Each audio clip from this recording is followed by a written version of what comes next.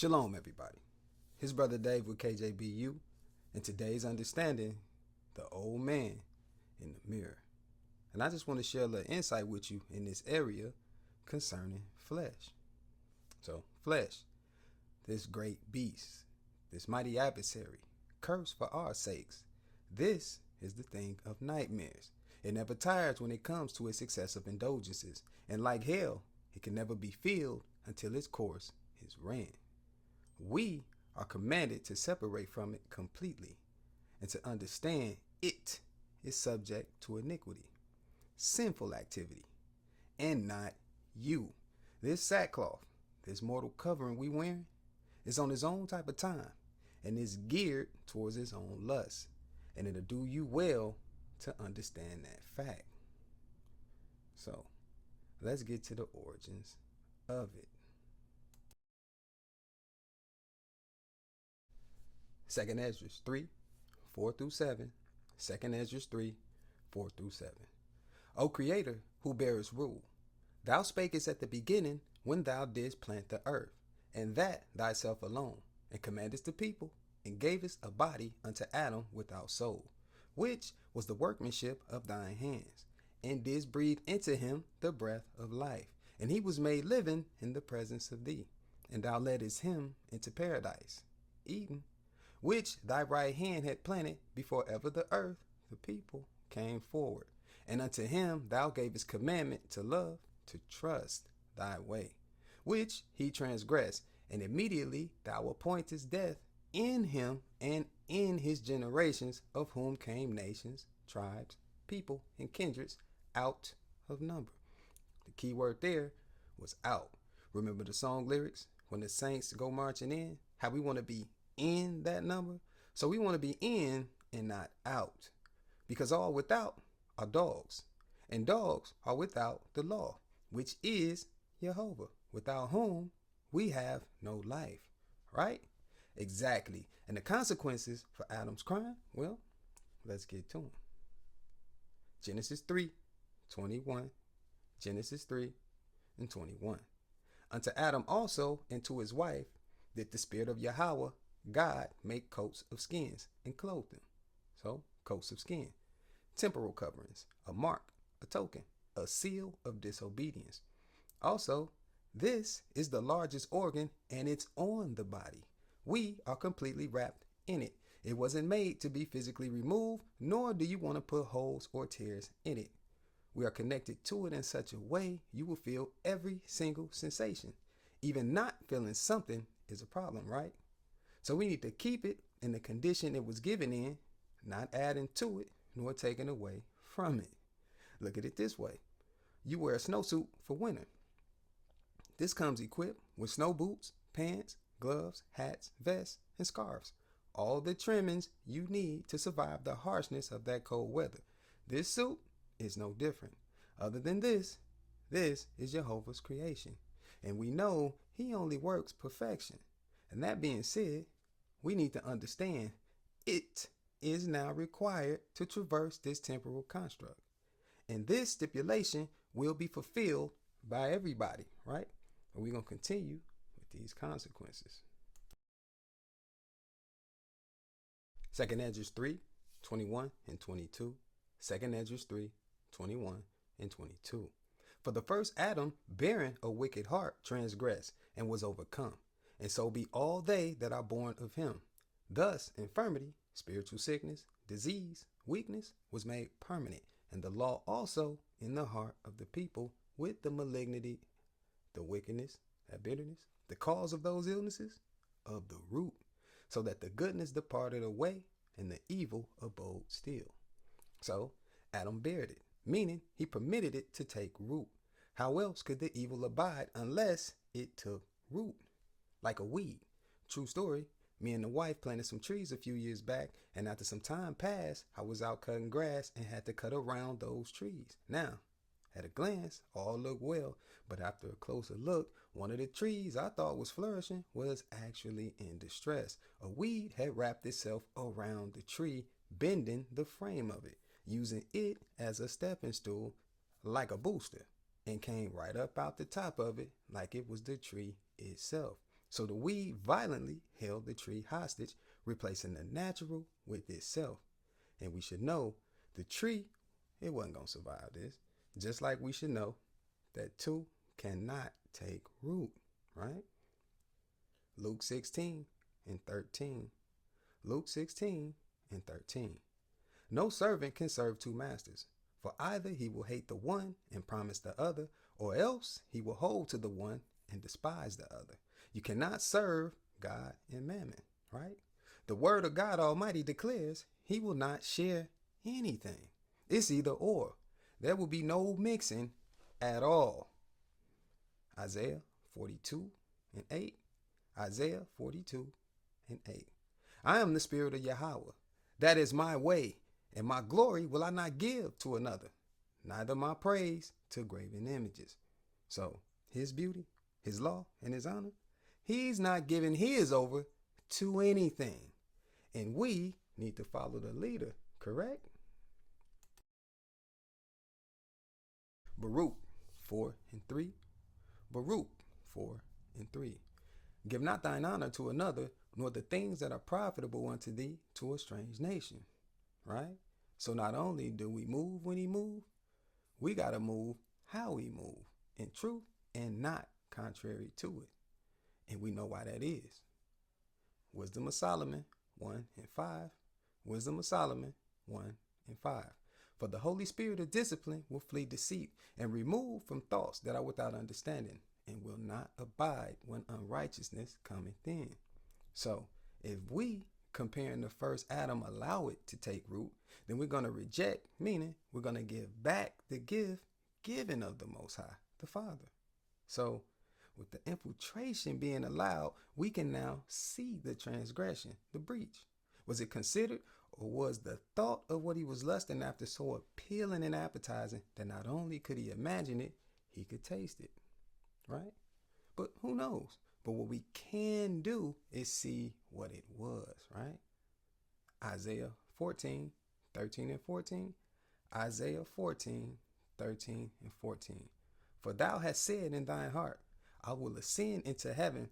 I will exalt my throne above the stars of God. I will sit also upon the mount of the congregation in the sides of the north. I will ascend above the heights of the clouds. I will be like the Most High, right?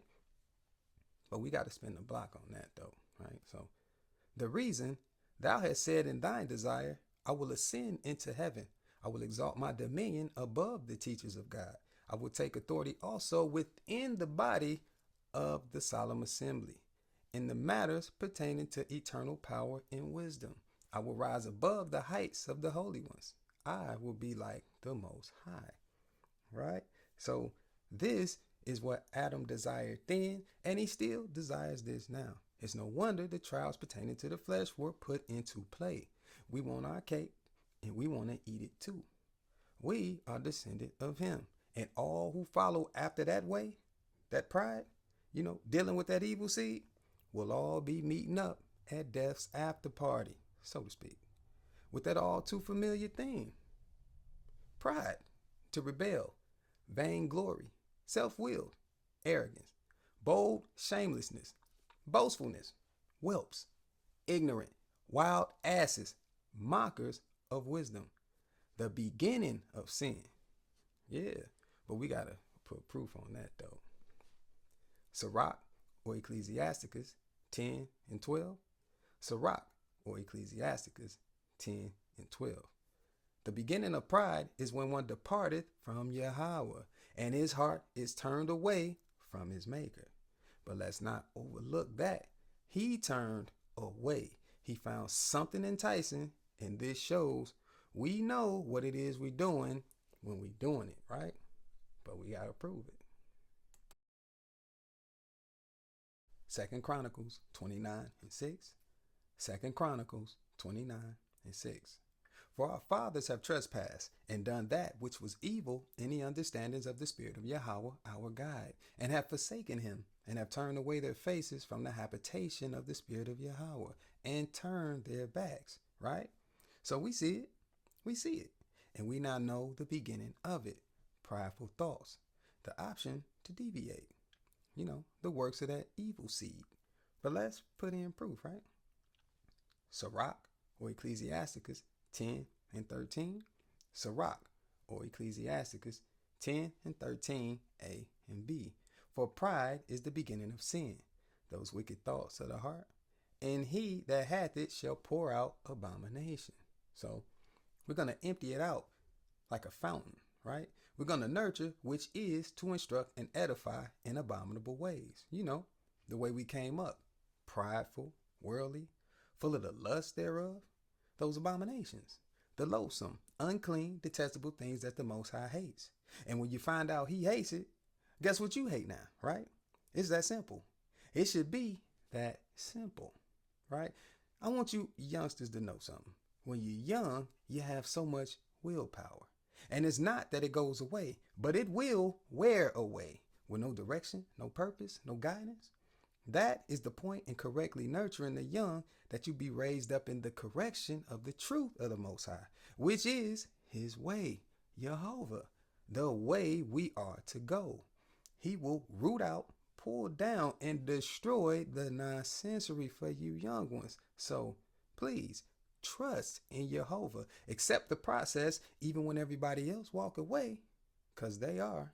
You stay the course, because we just doing as directed, right? Look here. Proverbs 22 and 6. Proverbs 22 and 6.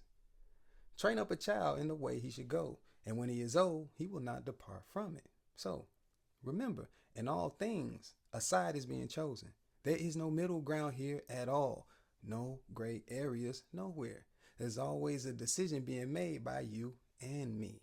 And the failure to act accordingly is also a choice. And no, it's not a wise one. But let's get back to seeing this flesh, right? Because it got some characteristics we need to see.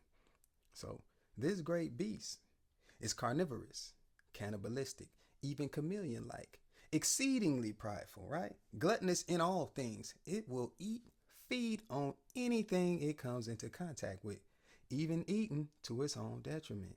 It grows in size and strength, and keep in mind, it could care less about you. And I mean at all. It lives to feed on its pleasures. Remember, it's tuned to a different frequency, and opposites do not attract, right? How do we know that though? Galatians 5 and 17. Galatians 5 and 17, A through C. For the flesh lusteth against the spirit, and the spirit against the flesh. And these are contrary the one to the other. So these are contrary, opposite in nature. So every station it likes, we should be Forrest Gump in it, right? Was running. Remember that? Yeah. Pay attention to what you're listening to. Read the lyrics. See what's there. What was the underlying message? What was the driver behind it, right? You've been gifted spiritual sight. Use it. You like hip hop, R&B, black culture? Why? You have knowledge. What are you reciting? These are all doctrines, and we in too deep to be trying to turn back. You can't hit reset and start over. So know what you're doing at all times. Now, let's see what's causing all this unwanted friction, right? Let's actually look at it, because it's all we've ever seen anyway. It, right? Well, let's do some math. Let's see how we was made. Wisdom of Solomon 2 and 23. Wisdom of Solomon 2 and 23. For God created man to be immortal and made him to be an image of his own eternity. So that image is visible, resemblance, and appearance, stature, or form, right? Genesis 1 and 26. Genesis 1 and 26, A through C. And God said, let us make man in our image, after our likeness. And that likeness, an image, a resemblance, a mirror, right? So we gotta get in these crates. Since we got that part, we gotta dig in here and try to see if we can see what the Most High look like, right? Let's get to that part right there. John 5 and 37. John 5 and 37. And the Father himself, which has sent me, hath borne, conveyed, or proclaimed witness of me. Ye have neither heard his voice at any time, nor seen his shape. Well, that's clear. Ain't got to add nothing to that, right? But maybe we can pull an image on the spirit of Yahweh, right? We gonna shoot our shot that way. Deuteronomy 4 and 12. Deuteronomy 4 and 12. And the spirit of Yahweh spake unto you out of the midst of the fire. Ye heard the voice of the words, but saw no similitude. So, no resemblance, no likeness, no figure. Only ye heard a voice, right? So, we listening to the wind blow, correct? Right. We getting nowhere fast. But let's pull again, because I got another one, right? But remember, we looking for who was sent. Colossians 1 and 15. Colossians 1 and 15. Who is the image of the invisible God, the firstborn of every creature? Okay, so let's spin the block on that one. And the Father himself, which hath sent me, ye have neither heard his voice at any time, nor seen his shape. And the Spirit of Yahweh spake unto you out of the midst of the fire. Ye heard the voice of the words, but saw no similitude. Only ye heard a voice. Who is the image of the invisible God, the firstborn of every creature? So, that similitude. It's a likeness. A shadow, right? Cool. Because we're going to keep pushing. Deuteronomy 4, 15 through 18. Deuteronomy 4, 15 through 18. Take ye for this reason good heed unto yourselves, for ye saw no manner of similitude on that day that the Spirit of Yahweh spake unto you in Horeb, the desolate region, out of the midst of the fire, in fear that ye corrupt yourselves, and make you a graven image, an idol, the similitude of any figure, the likeness of male or female, the likeness of any beast that is on the earth, the likeness of any winged fowl that flieth in the air, the likeness of anything that creepeth on the ground, the likeness of any fish that is in the waters beneath the earth. So, as any man, male or female, making a living hunting male or female with mixed doctrines and understandings, the things that should be beneath our feet, right? But how many statues do we got? We got Martin, Malcolm, Michael, Jordan, Jackson, Tyson, right? What about Jarena Lee, the Williams sisters? Serena even crib walking now, right? It's ridiculous. But just so you know, we've cleared all this, all of it, right? This is why measures was taken, because our reputation precedes us. We do way too much. Seriously. We cleared it with the names I just gave alone. I'm trying to tell you, look, this Chaldean transformation is like the Incredible Hulk. When he get mad, he turn green, right? Well, when we get mad, we get physically stronger and turn black. Right? We gonna keep going though. Deuteronomy 9 and 13. Deuteronomy 9 and 13. Furthermore, the Spirit of Yahweh spake unto me, saying, I have seen this people, and remember, it is a stiff-necked people. Right? And we still gonna grab another source though. Judith 5, 17 and 18. Judith 5, 17 and 18. And whilst they sinned not in the presence of their God, they prospered, because the God that hated iniquity, sinful activity, was with them. But when they departed from the way which he appointed them, they were destroyed in many battles very sore, and were led captives into a body that was not theirs. And the temple of their God was cast to the ground, and their cities were taken by the enemies. Right? So the temple was cast to waste. Flesh. This is chastisement, correct? Right. Let's look again. Numbers 20, 26, and 24. Numbers 20, 26, and 24. And strip Aaron of his garments, and put them upon Eleazar his son. And Aaron shall be gathered unto his people, and shall die there. Aaron shall be gathered unto his people, his company. For he shall not enter into the body which I have given unto the children of Israel, because ye rebelled against my word at the water of Meribah, right? Which is strife and contention. But strip. to deprive, to disinherit. Why we here though? Chastisement. Aaron was stripped of his garments. But what kind of garments were they? Was they regular? Couldn't be, right? Well, let's see. Exodus 28, 2 through 4. Exodus 28, 2 through 4. And thou shalt make holy garments for Aaron, the shining light, thy equal for glory, which is brightness, clearness, and pureness. Remember the stones? And for beauty, righteousness, and law, the doctrine of Yahweh.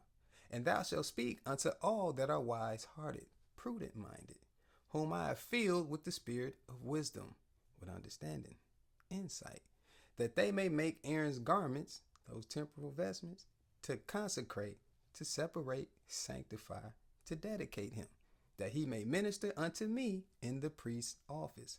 And these are the garments, the coverings, which they shall make: a breastplate, balance and justice, Urim and Thummim, the doctrine of righteousness, and perfection and holiness, and an ephod, the suit, and a robe, and a broidered coat, the garments for the suit, a mitre, a royal headband, symbolizing authority and honor, and a girdle, a yoke, a harness for humility, strength, support, readiness, and service. And they shall make holy garments for Aaron thy brother, and his sons, that he may minister unto me in the priest's office. So we gonna keep looking, because on the real, he just got suited and booted by Jehovah, his creator. Perfect work every time. All hits, no whammies, baby. You hear me? And we must remember, this is being done in the physical to show us how we look to him when he is done prepping us to be presented, so we can understand the severity of it, right? The work of a methodical perfectionist, showing the painstaking measures it takes to serve in perfection. I don't have the words to express or do these tactical procedures justice, but I suspect they get the gears to turning, right? So now we see the suit. Exodus 29, 4 through 7. Exodus 29, 4 through 7. And Aaron and his sons thou shalt bring unto the door of the house of Jehovah, pertaining to the solemn assembly, and shall cleanse them with knowledge. And thou shalt take the garments, and put upon Aaron the coat, and the robe, the coverings of the ephod, including the ephod, the suit, and the breastplate, balance and justice, doctrine and holiness, and gird him with the curious girdle, the carefully precise yoke for humility and readiness for service of the ephod. And thou shalt put the mitre, the royal headband, upon his head, and put the holy crown upon the mitre. Then shalt thou take the anointing oil and pour it upon his head, and anoint him. So, the anointing oil, balm, salve, for blessings, prosperity, and healing, the given medicines from Jehovah. So after that rundown of the setup, we can see the severity of deviating from the appointed way after attaining such a position, right? Wrong. Wrong. We are habitual line crossers, and for some reason, we each have to learn individually. Case in point. Leviticus 10, 1 and 2. Leviticus 10, 1 and 2. And Nadab and Abihu, the sons of Aaron, took either of them his censer, the containers for their desires, we got one too, and put fire therein, and put incense thereon, and offer strange desire before the spirit of Yahweh, which he commanded them not. So the censers was loaded with loathsome, impure, and altered established covenants and praise. Verse 2. And there went out fire from the spirit of Yahweh and devoured them, and they died in the presence of the spirit of Yahweh. Right there. So, with great power comes great responsibility, right? We heard that a lot. We got to remember, Jehovah is not playing with any of us. And we getting too close for comfort. You get it? We in deep. And we got to remember, when the Most High is not feeling something, man, come, watch this. Genesis 6, 5 through 7. Genesis 6, 5 through 7. And God saw that the wickedness of man was great in the earth, and that every imagination of the thoughts of his heart was only evil continually. And it reminded the Spirit of Yahweh that he had made man on the earth, and it grieved him at his heart. So it angered him. And in case you don't know, that's a problem.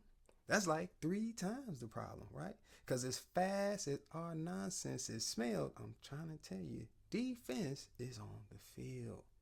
Verse 7, and the Spirit of Yahweh said, I will destroy man, male and female, whom I have created from the face of the earth, both man and beast, and the creeping thing, and the fowls of the air, for it reminded me that I have made them, right?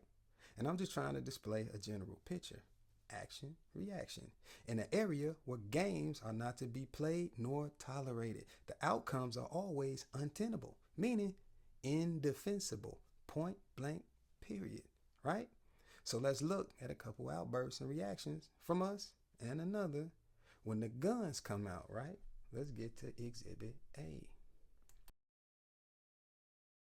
Genesis 4, 13 and 14. Genesis 4, 13 and 14. And Cain said unto the Spirit of Yahweh, my punishment is greater than I can bear. Remember, thou hast driven me out this day from the presence of the earth, the people. And from thy face, thy eternal power, shall I be hid, and I shall be a fugitive, a wanderer, and a vagabond, a beggar, a robber, in the earth. And it shall come to pass that everyone that findeth me shall slay me. Right? Now that was coming from us. But let's catch this other cat, right? 2 Maccabees 9, 8 through 10. 2 Maccabees 9, 8 through 10. And thus he that a little before thought he might command the ways of the sea. So proud was he beyond the condition of man, and weighed the high mountains in a balance, was now cast on the ground and carried in a horse litter, showing forth unto all the manifest power of God, so that the worms rose up out of the body of this wicked man. And whilst he lived in sorrow and pain, his flesh fell away, and the filthiness of his smell was noisome to all his army. And the man that thought a little before he could reach to the stars of heaven, no man could endure to carry for his intolerable stink. Right? So we get the point.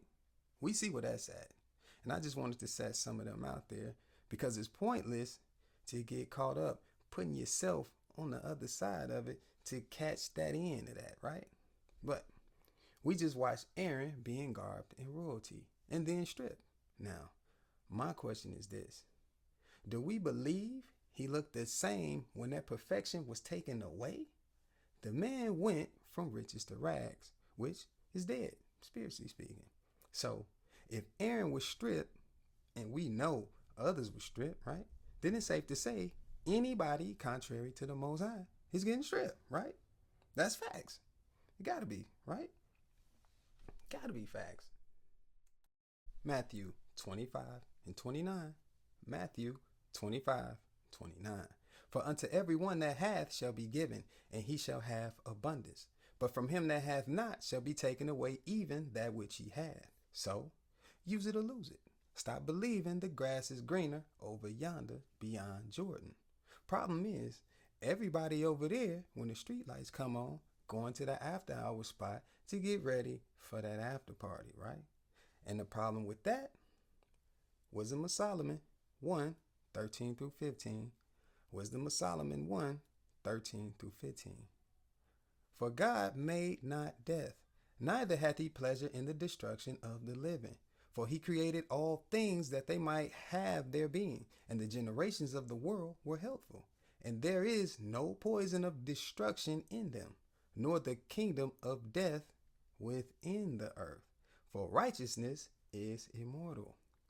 Right, correct. That kingdom wasn't within us, right? But we pushing. Ezekiel 28 and 15. Ezekiel 28 and 15.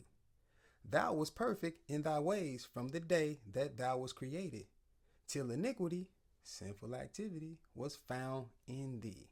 So, our work snitched us out, right? What? Let's prove it though. Wisdom of Solomon 1 and 16. Wisdom of Solomon 1 and 16. But ungodly men with their works and words called it to them. For when they thought to have it their friend, they consumed to naught and made a covenant with it, because they are worthy to take part with it. Right. And so we did. For sure. Sirach or Ecclesiasticus 14 and 17. Sirach or Ecclesiasticus 14 and 17. All flesh waxes old as a garment. For the covenant from the beginning is, thou shalt die the death, right?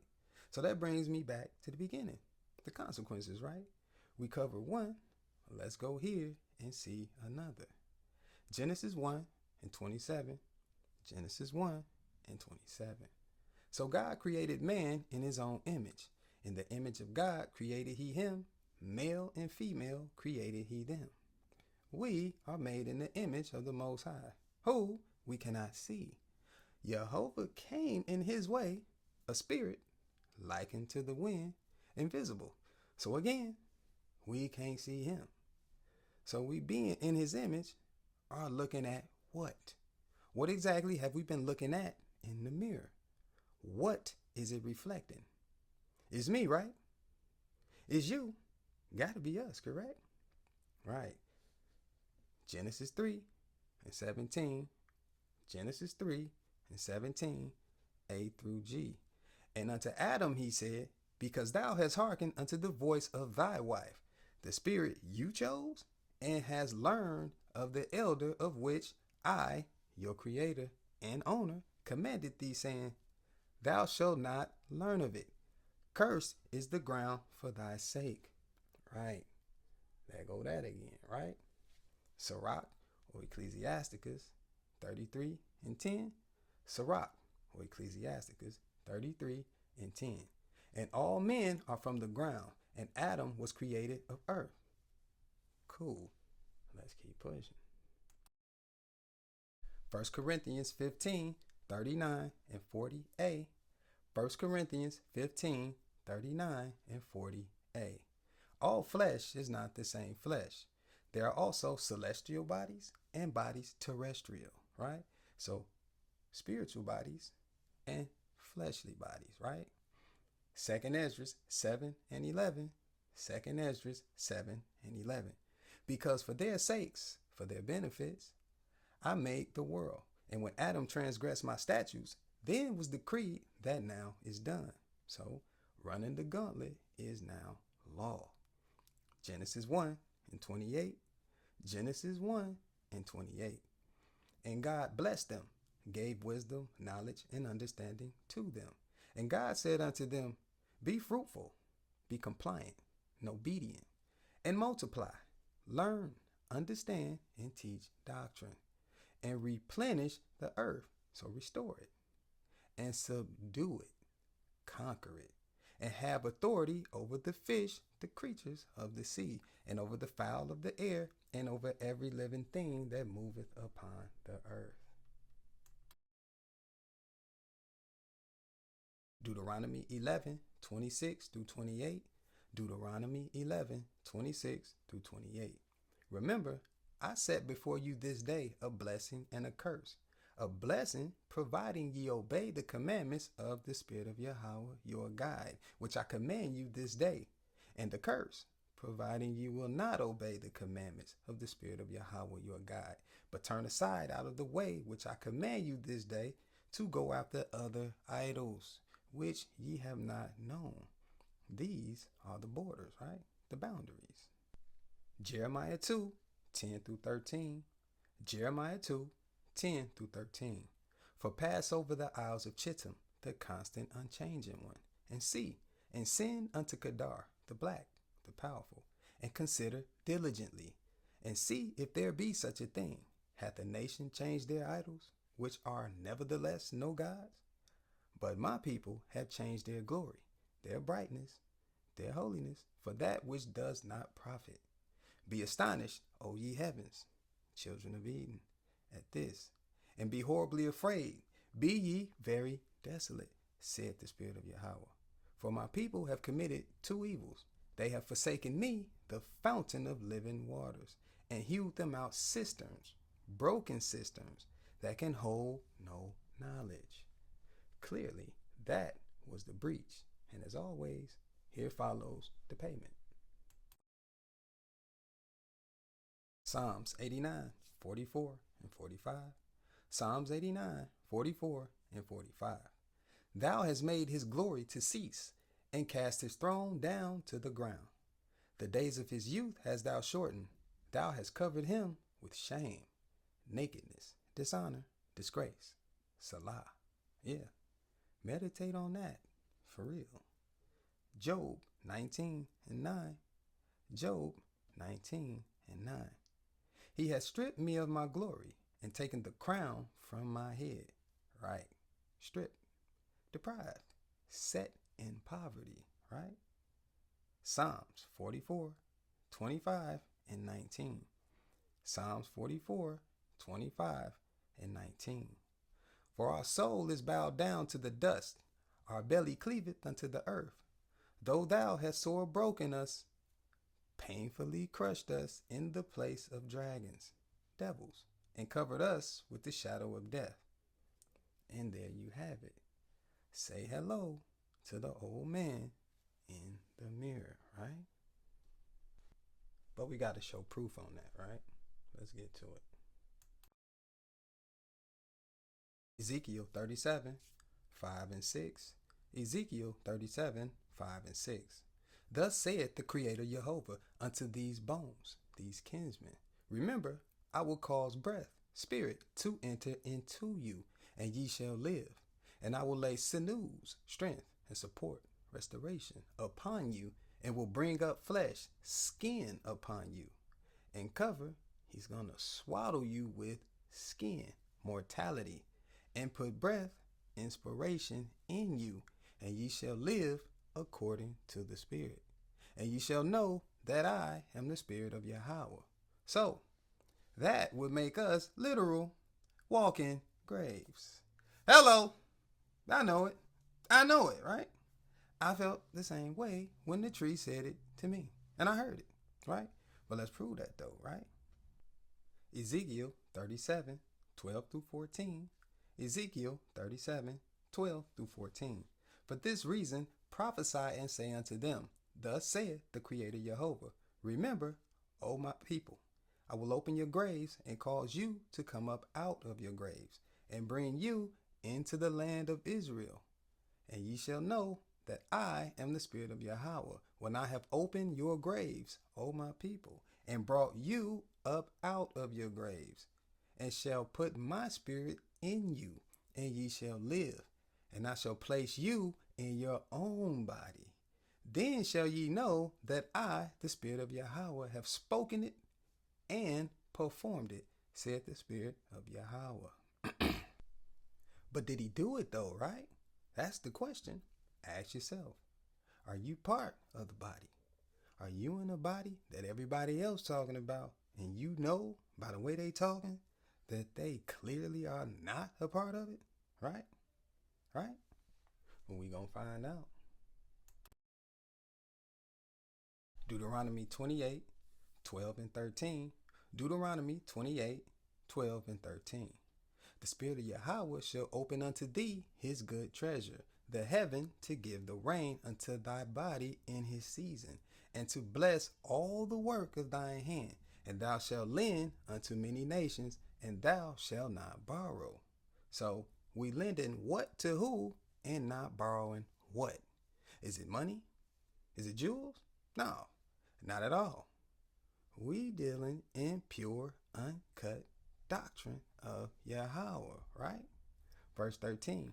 And the Spirit of Yahweh shall make thee the head and not the tail, and thou shalt be above only, and thou shalt not be beneath, providing that thou hearken unto the commandments of the Spirit of Yahweh thy guide, which I command thee this day to observe and to do them, right? And I'm pretty sure we know the head, but just in case, Isaiah 9, 15 and 16. Isaiah 9, 15 and 16. The ancient and honorable, he is the head, and the prophet that teaches lies, he is the tail. For the leaders of this people cause them to err, and they that are led of them are destroyed. Right? So we know that system. We were tangled underneath that system, some part of it in one way or another. The flood doctrines. This system is still in power, and it been there for a while, right? Is this you? Or are you in the body? Are you running to and fro, house to house, looking to be fed? Or are you shooting arrows at everybody that sounds different, speaking incorrectly around you? You tell me, right? But let's remember. Revelations 2 and 9. Revelations 2 and 9. I know thy works and tribulation and poverty, but thou in your perfection and beauty are rich in pure doctrine. And I know the blasphemy of them which say they are Jews and are not, but are the synagogue, the house of learning, pertaining to Satan. So we know them. We know them when they open their mouths, right? Can't miss it. It's just there. You can't help what your ears are trained to hear. Keep this in mind, though, right? Wisdom of Solomon 2 and 5. Wisdom of Solomon 2 and 5. For our time is a very shadow that passeth away, and after our end there is no returning. For it is fast sealed, so that no man cometh again. Right? 2 Peter 1 and 10. 2 Peter 1 and 10. Wherefore the rather, brethren, tribesmen, male and females of this community, the body, give diligence to make your calling and election sure. For if you do these things, ye shall never fall. And I just want to say, there's a lot of us going through our own individual things, right? And I've been hearing a reoccurring theme going around, isolation. This is a tactic, divide and conquer. Your adversary is extremely good at what he does.